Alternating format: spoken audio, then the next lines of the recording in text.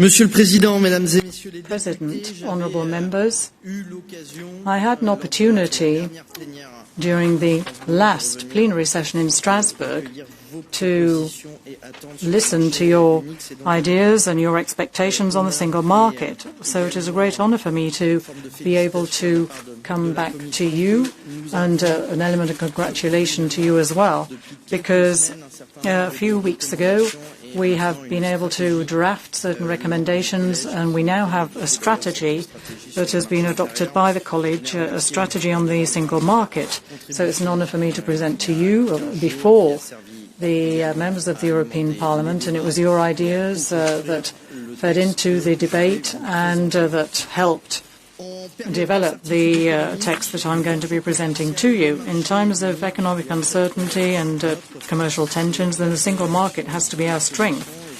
And obviously, we are deeply convinced about this. And as I say to businessmen, choose Europe means you have access to 450 million consumers and the collective workforce of the most qualified workers around the world, and a GDP of 18 trillion euro. But of course, even though it is an excellent single market, we need to render it more dynamic, and this is what we're proposing with this strategy. So what we're going to be doing is focusing on the 10 remaining obstacles, the terrible 10, as we call them in English. So this is where we get down to brass tacks and essentially get an idea of what it is that business and consumers and workers find difficult and have been complaining about. So there's a lot of criticism about the complexity of our law. So the Commission has decided to launch a simplification attack, as it were, without precedent. And so we have an omnibus package which is going to take a look at how to reduce administrative burden and to improve the legislative framework of the market of goods and services. And obviously there were some of your ideas when we had the debate on the single market. And what we also want to do is take a look at all the priorities that we have worked on together in the strategy, which affect goods and services. But of course there's the financial aspect of all of this, because all of this underpins the financing of our market. So if we take a look at the market of goods, obviously we would like repaired goods to have a second life, as it were, on the single market. And also we wish to create a single market in waste, thanks to the future law on the circular economy. We're also going to be tackling the fragmentation of rules on packaging and labelling and come up with more harmonised, more modern solutions. And above and beyond these efforts, it's essential that we also strengthen the single market in the face of abuse from outside. So we're going to be beefing up our market surveillance authorities. At the same time, we also wish to increase the capacity to be able to speed up the drafting of standards wherever that is necessary, because of course it's the international technology race which is going to determine our ability to be able to push forward our own industrial savoir-faire, for example through standardization.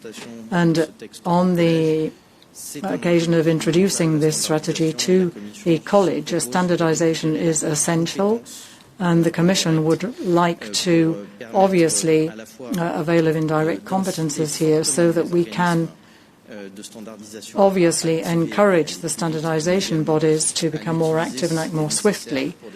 And also for economic reasons and reasons of European competitiveness for us to use these standards. When it comes to the market of services, we're proposing a new approach as well, and we're going to be targeting certain specific sectors which could provide greater value added, economic value added, and also make a contribution to the twin transition, digital and environmental.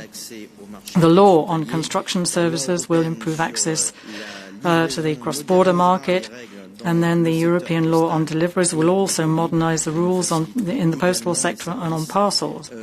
And obviously we wish to also do some work on repair services. Then, of course, we're going to be taking a look at the energy, telecommunications, transport and financial services sectors, as I have already indicated. And we're also going to be facilitating the temporary provision of cross-border services if the service provider is already certified in a member state. And together with my colleague, Roxana Minzatu, we're also going to be trying to reconcile mobility and security when it comes to the posting of workers, which is a highly sensitive issue. And I think we have made a lot of progress in this field. And maybe we're going to have to take a look at new perspectives when it comes to mobility and security of workers. When it comes to qualifications, we're going to expand the automatic recognition of qualifications to a larger number of professions. And we're going to change the methodology for recognition of qualifications, because obviously we are going to have to look at this together with a coalition of volunteer member states to take a look at this. And we do have a figure in the back of our minds, 5,700 regulated professions. There are very few of these that actually recognize qualifications from the other 27 member states. And so obviously there's a lot of work still left to do there. When it comes to the SMEs, the single market obviously should provide a framework for growth for SMEs, startups and small companies, because they are the ones that are affected most by the fragmentation of the market. They have limited resources and very often don't see any incentive in trying to get over these barriers that do exist to exporting to other member states. We're also looking at a new online tool which would allow SMEs to more easily identify their status and obviously give them an idea of which specific measures they would be able to benefit from in all member states.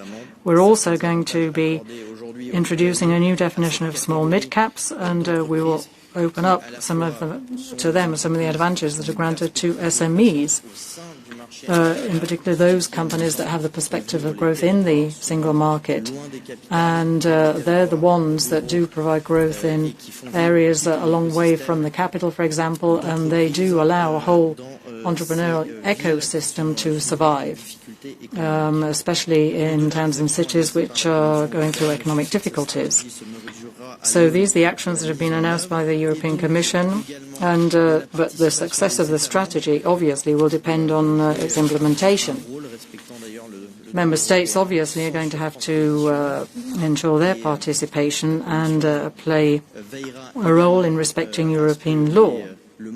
And the European Commission will obviously be keeping an eye on all of this to make sure that lack of implementation will be subject to sanctions. So I think this is part of our joint responsibility, and I'm quite sure that we can count on you as members of the European Parliament to make progress. And obviously the Council and the European Parliament I think are the best allies of the single market.